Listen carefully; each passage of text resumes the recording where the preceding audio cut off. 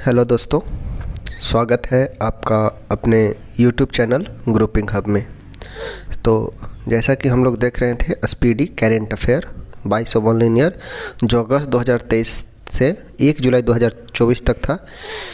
इसमें हम लोगों ने देखा था प्रीवियस वीडियो में पेज नंबर 1 to 4। आज का हमारा है पेज नंबर 4 से चलेंगे आगे। 4 से इसमें है चर्चित राष्ट्रीय महिला। ठीक है, चर्चित राष्ट्रीय महिला के बारे में है, राष्ट्रीय एवं अंतर्राष्ट्रीय। तो चलिए चलते हैं टॉपिक पे। चर्चित राष्ट्रीय महिलाएं हैं, इनके बारे में देखेंगे, नाम याद रखने का प्रयास करेंगे तथा किस क्षेत्र से जुड़े हुए थे वो देखेंगे।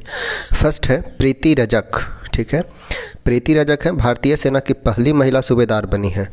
भारत की हैं राष्ट्रीय महिलाएं में प्रथम है प्रीति रजक, भारतीय सेना की पहली महिला सूबेदार बनी है प्रीति रजक। नेक्स्ट है रीतू बहरी। रीतू बहरी है उत्तराखंड हाईकोर्ट की पहली महिला मुख्य न्यायाधीश। उत्तराखंड हाईकोर्ट की पहली महिला मुख्य न्यायाधीश बनी है रीतू बहरी बनी है। नेक्स्ट है नीना सिंह। नीना सिंह बनी है CISF की पहली महिला महानिदेशक। CISF जिसका स्थापना होता है 1969 में, इसकी पहली महिला महानिदेशक बनती है नीना सिंह। नेक्स्ट है अक्षता कृष्णमूर्ति। अक्षता कृष्णमूर्ति हैं मंगल ग्रह पर रोवर संचालित करने वाली पहली भारतीय नागरिक। अक्षता कृष्णमूर्ति मंगल ग्रह पर रोवर संचालित करने वाली पहली भारतीय नागरिक। नेक्स्ट है मनीषा पाढ़ी। मनीषा पाढ़ी पहली बनी है भारत की पहली महिला ADC। ADC होता है सेना में होता है ADC पोस्ट है। भारत की पहली महिला ADC बनी है मनीषा पाढ़ी, ये बिलोंग करती है उड़ीसा से। नेक्स्ट है के फातिमा वसीम। के फातिमा वसीम है सियाचिन में एक ऑपरेशनल पोस्ट पर तैनात होने वाली पहली महिला चिकित्सा अधिकारी। ठीक है, के फातिमा वसीम ऑपरेशनल पोस्ट पर तैनात होने वाली पहली महिला चिकित्सा अधिकारी बनी है के फातिमा वसीम। वही बोलेगा सियाचिन में तैनात होने वाली पहली महिला चिकित्सा अधिकारी। अगर सिर्फ चिकित्सा अधिकारी का बात किया जाएगा तो गीतिका कौल, के गीतिका कौल ये चिकित्सा अधिकारी है, और ऑपरेशनल पोस्ट पर तैनात होने वाली बात किया जाएगा तो यह है फातिमा वसीम। नेक्स्ट है उड़ीसा विधान। दोनों में अंतर समझ लेना है। अगर क्वेश्चन में बोला जाएगा सियाचिन में ऑपरेशनल पोस्ट पर तैनात होने वाली पहली महिला चिकित्सा अधिकारी, तब हो जाएगा के फातिमा वसीम। और अगर बोलेगा सियाचिन में तैनात होने वाली पहली महिला चिकित्सा अधिकारी तो हो जाएगा गीतिका कौल। नेक्स्ट है उड़ीसा विधानसभा की प्रथम महिला अध्यक्ष। तो उड़ीसा विधानसभा की प्रथम महिला अध्यक्ष बनी है प्रमीला मलिक। प्रमीला मलिक। नेक्स्ट है वीरता पदक प्राप्त पहली महिला वायुसेना अधिकारी, तो यह है दीपिका मिश्रा। ठीक है, वीरता पदक प्राप्त पहली महिला वायुसेना अधिकारी बनी है दीपिका मिश्रा। नेक्स्ट है लद्दाख में सेना की पहली महिला अफसर बनी है गीता राणा। लद्दाख में सेना की पहली महिला अफसर बनी है गीता राणा। नेक्स्ट है भारतीय सेना की पहली महिला स्काई डाइवर बनी है लांस नायक मंजू। भारतीय सेना की पहली महिला स्काई डाइवर बनी है लांस नायक मंजू। नेक्स्ट है ONGC की पहला महिला अध्यक्ष बनी है डॉक्टर अलका मित्तल। ONGC की पहली महिला अध्यक्ष बनी है डॉक्टर अलका मित्तल। नेक्स्ट है भारतीय ओलंपिक संघ। भारतीय ओलंपिक संघ की पहली महिला अध्यक्ष वो बनी है PT उषा। आपको कमेंट करके नाम बतलाना है PT उषा का पूरा नाम क्या है। पहली महिला अध्यक्ष बनी है भारतीय ओलंपिक संघ की। नेक्स्ट है भारतीय टेबल टेनिस संघ की पहली महिला अध्यक्ष बनी है मेघना अहलावत। भारतीय टेबल टेनिस संघ की पहली महिला अध्यक्ष बनी है मेघना अहलावत। नेक्स्ट है SEBI, security exchange board of India, इसकी पहली महिला अध्यक्ष बनी है माधवीपुरी बुच। सेबी की पहली महिला अध्यक्ष बनी है माधवीपुरी बुच। नेक्स्ट है भारत की पहली महिला फाइटर पायलट बनी है शिवांगी सिंह। ठीक है, भारत की पहली महिला फाइटर पायलट बनी है शिवांगी सिंह। और भारतीय सेना की पहली महिला जज बनी है ज्योति शर्मा। ठीक है, भारतीय सेना की पहली महिला जज बनी है ज्योति शर्मा। नेक्स्ट है भारत की सबसे युवा महिला पायलट बनी है आयशा अजीज। भारत की सबसे युवा महिला पायलट बनी है आयशा अजीज। नेक्स्ट है वायुसेना की पहली महिला फ्लाइट पायलट बनी है हिना जायसवाल। वायुसेना की पहली महिला फ्लाइट पायलट बनी है हिना जायसवाल। अगर नौसेना की पहली महिला पायलट बनी है शिवांगी जोशी। शिवांगी जोशी। भारत की पहली महिला फाइटर पायलट बनी है शिवांगी सिंह और नौसेना की पहली महिला पायलट बनी है शिवांगी जोशी। दोनों में कंफ्यूज नहीं होना है। एक याद रखिएगा, अगर नौसेना का बात किया जाए, नौसेना की पहली महिला पायलट तो वो है शिवांगी जोशी। उसके बाद है भारत की पहली महिला फाइटर पायलट तो वो है शिवांगी सिंह। नेक्स्ट है सुप्रीम कोर्ट में जज बनने वाली पहली महिला वकील बनी है इंदु मल्होत्रा। नेक्स्ट है चर्चित अंतर्राष्ट्रीय महिलाएं। ये सब जो अभी देखे राष्ट्रीय महिलाएं, अब देखते हैं चर्चित अंतर्राष्ट्रीय महिला। फर्स्ट है सेलेस्टे सेलो। सेलेस्टे सेलो है विश्व मौसम विज्ञान संगठन। विश्व मौसम विज्ञान संगठन की पहली महिला महासचिव बनी है सेलेस्टे सेलो। नाम याद रखना है, विश्व मौसम संगठन विज्ञान संगठन। प्रथम महिला महासचिव बनी है सेलेस्टे सोलो। उसके बाद है मैनुअल रोका बोटे। मैनुअल रोका बोटे जो है इक्वाटोरियल गिनी की पहली महिला पीएम बनी है। इक्वाटोरियल गिनी की पहली महिला पीएम बनी है मैनुअल रोका बोटे। नेक्स्ट है पेरू। पेरू की पहली महिला राष्ट्रपति जो बनी है वो है डीना बोलुआर्ट। पेरू की पहली महिला राष्ट्रपति जो बनी है वो बनी है डीना बोलुआर्ट। नेक्स्ट है इटली की पहली महिला प्रधानमंत्री। इटली की पहला महिला पीएम बनी है जॉर्जिया मेलानी। इटली की पहला महिला पीएम जॉर्जिया मेलानी। नेक्स्ट है सऊदी अरब की पहली महिला अंतरिक्ष यात्री, ये बनी है रेया बरानबी। सऊदी अरब की पहली महिला अंतरिक्ष यात्री बनी है रेया बरानबी। नेक्स्ट है पाकिस्तान की पहली हिंदू महिला असिस्टेंट कमिश्नर बनी है सना रामचंद्र गुलवानी। पाकिस्तान की पहली हिंदू महिला असिस्टेंट कमिश्नर बनी है सना रामचंद्र गुलवानी। नेक्स्ट है पाकिस्तान की पहली महिला मुख्य न्यायाधीश बनी है आयशा मलिक। आयशा अजीज़ जो है वायुसेना की पहली सबसे कम उम्र की महिला पायलट बनी है आयशा अजीज़ और पाकिस्तान की महिला मुख्य न्यायाधीश बनी है आयशा मलिक। नेक्स्ट है स्लोवेनिया की पहली महिला राष्ट्रपति। स्लोवेनिया की पहली महिला राष्ट्रपति बनी है नताशा पिर्क मूसर। स्लोवेनिया की पहली महिला राष्ट्रपति बनी है नताशा पिर्क मूसर। नेक्स्ट है आईएमएफ। आईएमएफ की पहली उप प्रबंध निदेशक बनी है गीता गोपीनाथ। आईएमएफ की पहली उप प्रबंध निदेशक बनी है गीता गोपीनाथ। नेक्स्ट है स्वीडन की पहली महिला पीएम। स्वीडन की पहली महिला पीएम बनी है मैगडेलना एंडरसन। ठीक है, स्वीडन की पहली महिला पीएम बनी है वो है मैगडेलना एंडरसन। नेक्स्ट है डब्ल्यूटीओ। डब्ल्यूटीओ की पहली महिला महानिदेशक बनी है नगोजी ओकोंजी इवेला। डब्ल्यूटीओ की पहली महिला महानिदेशक बनी है नगोजी ओकोंजी इवेला। नेक्स्ट है ओलंपिक। ओलंपिक में हिस्सा लेने वाली पहली ट्रांसजेंडर बनी है लॉरेन हबार्ड। ओलंपिक में हिस्सा लेने वाली पहली ट्रांसजेंडर बनी है लॉरेन हबार्ड। नेक्स्ट है न्यूजीलैंड की पहली भारतीय मूल की मंत्री बनी है प्रियंका राधाकृष्णन। न्यूजीलैंड की पहली भारतीय मूल की मंत्री बनी है प्रियंका राधाकृष्णन। नेक्स्ट है पहली हिंदू महिला पुलिस अधिकारी पाकिस्तान की बनी है मनीषा रोपटे। पहली हिंदू महिला पुलिस अधिकारी पाकिस्तान की बनी है मनीषा रोपटे। नेक्स्ट है यूएई की पहली महिला अंतरिक्ष यात्री बनी है नौरा अल मतरूसी। यूएई की पहली महिला अंतरिक्ष यात्री बनी है नौरा अल मतरूसी। नेक्स्ट है तंजानिया की पहली महिला राष्ट्रपति बनी है शामिया सुलूह हसन। तंजानिया की पहली महिला राष्ट्रपति शामिया सुलूह हसन। ये जो थे अंतर्राष्ट्रीय महिला जो चर्चित में थे। नेक्स्ट जो है विश्व के प्रमुख कंपनी के सीईओ। ठीक है, तो फर्स्ट है एप्पल। एप्पल के सीईओ जो है वो है टिम कुक। एप्पल के सीईओ है टिम कुक। नेक्स्ट है माइक्रोसॉफ्ट। माइक्रोसॉफ्ट के सीईओ है सत्या नडेला। माइक्रोसॉफ्ट सीईओ है Satya Nadella. Serum Institute of India CEO है Adar Poonawalla. Serum Institute of India के सीईओ है आधार पूनावाला। उसके बाद है टाटा सन्स के सीईओ है नटराजन चंद्रशेखरन। टाटा सन्स के सीईओ है नटराजन चंद्रशेखरन और टाटा ट्रस्ट के सीईओ है सिद्धार्थ शर्मा। नेक्स्ट है मास्टर कार्ड। मास्टर कार्ड के सीईओ है माइकल माईबैक। मास्टर कार्ड के सीईओ है माइकल माईबैक। संसद टीवी के सीईओ है रंजीत पुन्हानी। ठीक है, संसद टीवी के सीईओ है रंजीत पुन्हानी। संसद टीवी, राज्यसभा टीवी और लोकसभा टीवी को एक नाम दिया गया था संसद टीवी, जिसके सीईओ है रंजीत पुन्हानी। नेक्स्ट है टीसीएस एग्जाम देते होंगे। टीसीएस कंपनी है। टीसीएस के जो सीईओ हैं के कृतिवासन। के कृतिवासन, TCS के CEO है के कृतिवासन। इन्फोसिस के CEO बने हैं सलील पारेख। अल्फ़ाबेट इंक गूगल के हैं सुंदर पिचाई। अमेजन के हैं एनडी जेसी। उसके बाद है फ्लिपकार्ट के CEO हैं कल्याण कृष्ण मूर्ति। नेक्स्ट है फेसबुक के CEO है मार्क जकरबर्ग। ट्विटर के CEO है लिंडा याकारिनो। ट्विटर नाम चेंज कर दिया गया एक्स। ट्विटर के CEO हैं लिंडा याकारिनो। नेक्स्ट है इंस्टाग्राम के CEO जो हैं वो है केविन सिस्ट्रॉम। इंस्टाग्राम CEO है केविन सिस्ट्रॉम। व्हाट्सएप के CEO है विल कैथकार्ट। याद रखना है व्हाट्सएप के CEO कौन है, तो विल कैथकार्ट। नेक्स्ट है मेटा इंडिया के CEO है संध्या देवनाथन। मेटा इंडिया के CEO कौन है, तो संध्या देवनाथन। यूट्यूब के CEO हैं नील मोहन। ओपन एआई के हैं सैम एल्टमैन। ओपन एआई के CEO हैं सैम एल्टमैन, जिन्हें CEO ऑफ द ईयर भी घोषित किया गया है ओपन एआई के CEO सैम एल्टमैन को। नेक्स्ट है भारत का 75वां गणतंत्र दिवस समारोह 2024। 75वां गणतंत्र दिवस समारोह मनाया गया 26 जनवरी को 2024 को, जिसके मुख्य अतिथि थे इमैनुअल मैक्रोन। और ये इमैनुअल मैक्रोन फ्रांस के राष्ट्रपति हैं। इमैनुअल मैक्रोन फ्रांस के राष्ट्रपति हैं।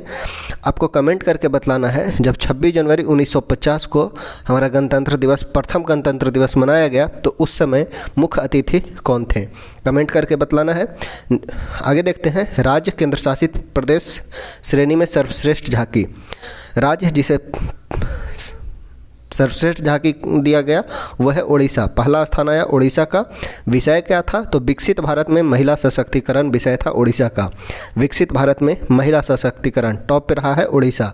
नेक्स्ट है कौन सा मंत्रालय को सर्वश्रेष्ठ झांकी का दिया गया, तो सांस्कृतिक मंत्रालय के झांकी को। सांस्कृतिक मंत्रालय, इसका विषय था भारत लोकतंत्र की जननी। ठीक है, टॉप पे रहा है राज्य में उड़ीसा और मंत्रालय में सांस्कृतिक मंत्रालय। नेक्स्ट आगे चलते हैं। 2023-24 में प्रधानमंत्री को प्राप्त सर्वोच्च पुरस्कार Ebakl Award of the Republic Palau गणराज्य का सर्वोच्च सम्मान Ebakl Award of the Republic of Palau दिया गया मोदी को 2023 में। Companion of the order of Fiji का सर्वोच्च सम्मान Companion of the order of Fiji 2023 दिया गया। पापुआ न्यू गिनी का सर्वोच्च सम्मान Companion of the order of Logohu दिया गया। उसके बाद मिस्र का सर्वोच्च सम्मान ऑर्डर ऑफ द नाइल दिया गया। फ्रांस का सर्वोच्च सम्मान grand cross of the legion of honour 2023 दिया गया, फ्रांस का सर्वोच्च सम्मान। उसके बाद ग्रीस का भी सर्वोच्च सम्मान grand cross of the order of honour, Greece का सर्वोच्च सम्मान दिया गया। उसके बाद भूटान का सर्वोच्च सम्मान order of the Duke Gyalpo दिया गया भूटान का 2024 में। साथ ही साथ अभी वर्तमान में रसिया का भी सर्वोच्च सम्मान दिया गया है प्रधानमंत्री मोदी को। तो कौन कौन सा देश का सर्वोच्च सम्मान मिला है, पहला हो गया पलाऊ गणराज्य, उसके बाद है फिजी, पापुआ न्यू गिनी, मिस्र, फ्रांस, ग्रीस, भूटान और रूस। ये सभी देश का सर्वोच्च सम्मान प्राप्त किए पीएम मोदी ने। नेक्स्ट है डिक्शनरी द्वारा चयनित वर्ड ऑफ द ईयर। हम देखेंगे वर्ड ऑफ द ईयर और कौन सा डिक्शनरी के द्वारा कौन सा दिया गया। Word of the year 21, 22, 23। हम सिर्फ 23 को याद रखने का प्रयास करेंगे। ऑक्सफोर्ड के द्वारा रीज को, ठीक है, ऑक्सफोर्ड के द्वारा वर्ड ऑफ द ईयर दिया गया है रीज। ऑक्सफोर्ड डिक्शनरी के द्वारा वर्ड ऑफ द ईयर कौन सा वर्ड को दिया गया है, तो रीज के द्वारा। उसके बाद है मैरियम वेबस्टर के द्वारा ऑथेंटिक को वर्ड ऑफ द ईयर दिया गया है मैरियम वेबस्टर के ऑथेंटिक को। नेक्स्ट है कैम्ब्रिज डिक्शनरी के द्वारा और डिक्शनरी.com, दो याद रखना है, एक है कैम्ब्रिज डिक्शनरी और है डिक्शनरी.com। दोनों के द्वारा वर्ड ऑफ द ईयर दिया गया है हेल्यूकिनेट। ठीक है, कैम्ब्रिज डिक्शनरी और डिक्शनरी.com के द्वारा वर्ड ऑफ द ईयर दिया गया है हेल्यूकिनेट को और कॉलिन्स डिक्शनरी के द्वारा वर्ड ऑफ द ईयर दिया गया है एआई को। ठीक है, याद रखना है, ऑक्सफोर्ड के द्वारा रीज को, मैरियम वेबस्टर के द्वारा ऑथेंटिक को, कैम्ब्रिज और डिक्शनरी.com के द्वारा हेल्यूकिनेट को और कॉलिन्स डिक्शनरी के द्वारा एआई को वर्ड ऑफ द ईयर 2023 घोषित किया गया है। चलिए आगे चलते हैं। आगे जो है इसरो का वर्ष 2022 से 24 के प्रमुख मिशन। इसरो स्थापना होता है 1969 में। ठीक है, 15 अगस्त 1969 को इसका स्थापना होता है। अभी वर्तमान में इसके हेड कौन है, इसरो के हेड कौन है वो आपको कमेंट करके बतलाना है। ठीक है, इसरो के हेड देखिए, मिशन उपग्रह है, प्रक्षेपण तिथि है, प्रक्षेपण यान और रॉकेट है। तो मिशन है इनसेट 3DS। ठीक है, इनसेट 3DS। इसका प्रक्षेपण तिथि है 17 फरवरी 2024। इनसैट 3DS प्रक्षेपण तिथि है 17 फरवरी 2024 और प्रक्षेपण यान है GSLV F-14। ठीक है, GSLV F-14 द्वारा प्रक्षेपित किया गया इनसैट 3DS। नेक्स्ट है एक्सपोसैट, ये प्रक्षेपित किया गया 1 जनवरी 2024 को PSLV C-58 के द्वारा। ठीक है, एक्सपोसैट मिशन को PSLV C-58 के द्वारा। उसके बाद है आदित्य 11 को भेजा गया था PSLV C-57 द्वारा। याद रखिएगा, 57 द्वारा आदित्य 11 को और PSLV C-58 के द्वारा एक्सपोसैट को, और DS सायर मिशन को PSLV C-56 के द्वारा। ठीक है, PSLV C-56 के द्वारा DSSSR मिशन को PSLV C-57 के द्वारा, आदित्य 11 को PSLV C-58 के द्वारा, एक्सपोसैट को। आगे है गगनयान का पहला परीक्षण उड़ान किया गया 21 अक्टूबर 2023 को। गगनयान का पहला परीक्षण उड़ान किया गया 21 अक्टूबर 2023 को TVD-1 के द्वारा। ठीक है, TVD-1 के द्वारा। DSSAR मिशन का PSLV C-56 के द्वारा। नेक्स्ट है चंद्रयान 3, इंपॉर्टेंट है। प्रक्षेपण तिथि था 14 जुलाई 2023, पहुंचा था 23 अगस्त को। ठीक है, 23 अगस्त को कौन सा दिवस मनाया जाता है? चंद्रयान 3 प्रक्षेपण तिथि है 14 जुलाई 2023 LVM-3M4 के द्वारा। ठीक है, LVM-3M4 के द्वारा। नेक्स्ट है NVS-01 को प्रक्षेपित किया गया 29 मई 2023 को और प्रक्षेपण यान था GSLV F-12 था। नेक्स्ट है TELEOS-2, टेलीकम्युनिकेशन अर्थ ऑब्जर्वेटरी सैटेलाइट 2 का प्रक्षेपण किया गया 22 अप्रैल 2023 को और PSLV C-55 के द्वारा। TELEOS-2 को PSLV C-55 द्वारा प्रक्षेपित किया गया था। OneWeb India 2 प्रक्षेपण तिथि है 26 मार्च 2023 और किसके द्वारा? तो LVM-3M3 के द्वारा। याद रखना है, LVM-3M3 के द्वारा OneWeb इंडिया को और LVM-3M4 के द्वारा चंद्रयान 3 को। EOS-7 का प्रक्षेपण किया गया SSLV D2 के द्वारा 10 फरवरी 2023 को। EOS-7 को SSLV D2 के द्वारा 10 फरवरी 2023 को। EOS-6 को प्रक्षेपित किया गया PSLV C-54 द्वारा। EOS-6 को प्रक्षेपित किया गया PSLV C-54 के द्वारा 26 नवंबर 2022 को। नेक्स्ट है OneWeb इंडिया फर्स्ट, इसे प्रक्षेपित किया गया 23 अक्टूबर 2022 को LVM-3M2 के द्वारा। OneWeb इंडिया को प्रक्षेपित किया गया 23 अक्टूबर 2022 को LVM-3M2 के द्वारा। ठीक है, आगे चलते हैं। इसरो के आगामी मिशन कौन कौन से हैं? तो पहला हो जाएगा गगनयान 1 और 2, तिथि है 2024। भारत का पहला मानव रहित अंतरिक्ष कार्यक्रम होगा। गगनयान 1 और 2 भारत का पहला मानव रहित अंतरिक्ष कार्यक्रम होगा। उसके बाद है शुक्रयान फर्स्ट, तिथि है 2024। शुक्र के वायुमंडल का अध्ययन करने के लिए शुक्रयान 1 छोड़ा जाएगा। उसके बाद है मंगलयान 2 2024 में मंगल ग्रह हेतु भारत का दूसरा इंटरप्लैनेटरी मिशन होगा। निसार जो है 2024 में पृथ्वी की निगरानी हेतु नासा इसरो का संयुक्त मिशन है। नेक्स्ट है प्रोजेक्ट चीता कब लाया गया? तो 2022 में। ठीक है, प्रोजेक्ट चीता 2022 में आया। बतलाता है प्रोजेक्ट चीता के तहत 17 सितंबर 2022 को नामीबिया से 8 अफ्रीका चीता, 5 मादा और 3 नर को मध्य प्रदेश के कुनो राष्ट्रीय उद्यान में लाया गया, जिसमें एक मादा चीता सासा की मौत हो चुकी है। ठीक है, प्रोजेक्ट चीता जो लाया गया वो 2022 से स्टार्ट हुआ। इसके तहत नामीबिया से 8 अफ्रीकी चीते लाए गए, जिसमें से 5 फीमेल था और 3 मेल। जिसमें से रखा गया वो था कुनो राष्ट्रीय उद्यान में एक मादा चीता की मृत्यु हो चुकी है और उसका नाम था सासा। आगे चलते हैं। इसकी निगरानी हेतु सरकार ने 9 सदस्यीय एक कार्यबल को 2 वर्ष की अवधि के लिए गठित किया है। कितना? तो 9 सदस्यीय कार्यबल को 2 वर्ष के लिए गठित किया है। नेक्स्ट है, इस प्रोजेक्ट के तहत अगले 5 वर्षों में कुल 50 चीतों लाए जाने की योजना है। टोटल कितना? 5 साल में, अगले 5 साल में 50 चीता और लाए जाएंगे। नेक्स्ट है बाघ गणना रिपोर्ट 2022। बाघ गणना रिपोर्ट 2022 जारी करता है भारतीय वन्यजीव संस्थान। जारी किसके द्वारा किया जाता है बाघ गणना रिपोर्ट? तो भारतीय वन्यजीव संस्थान के द्वारा 29 जुलाई 2023 को जारी किया गया। भारत में बाघों की कुल संख्या कितना है? तो 3682 है। भारत में बाघों की कुल संख्या 3682, 3 का 3 दूना 6 और 2 चौका 8, याद रखना है 3682, 3 दूना 6 और 2 चौके 8, 3682। इससे पूर्व जारी रिपोर्ट में बाघों की कुल संख्या थी 3167। इसके पूर्व जो था 3167 बाघ बतलाई गई थी। विश्व का 75% बाघ केवल भारत में पाया जाता है। ठीक है, टोटल जो वर्ल्ड का बाघ है सबसे अधिक पाया जाता है भारत में 75%, और भारत में भी सर्वाधिक पाया जाता है मध्य प्रदेश में। इसलिए मध्य प्रदेश को टाइगर स्टेट का भी संज्ञा दिया जाता है। 2018 और 22 के बीच बाघों की संख्या में वृद्धि 24.1% दर्ज की गई है। कितना? 18 से 22 में कितना प्रतिशत वृद्धि दर्ज किया गया है? तो 24.1%। नेक्स्ट है Jim Corbett reserve. Jim Corbett national park Uttarakhand में सबसे ज़्यादा बाघ है 260। कितने? तो 260 बाघ हैं। बिहार में बाघों की संख्या 2018 में 31 था और 2022 में हो गया है 54। ठीक है, बिहार में बाघों की संख्या 2018 में 31 और अभी वर्तमान में है 54। पर्यावरण, वन एवं जलवायु परिवर्तन मंत्रालय की रिपोर्ट के अनुसार भारत में बाघों की कुल संख्या 3925 है तथा वार्षिक वृद्धि दर 6.1% है। किसके द्वारा? तो पर्यावरण, वन, जलवायु परिवर्तन मंत्रालय की रिपोर्ट के अनुसार भारत में बाघ की संख्या कितना है? तो 3925।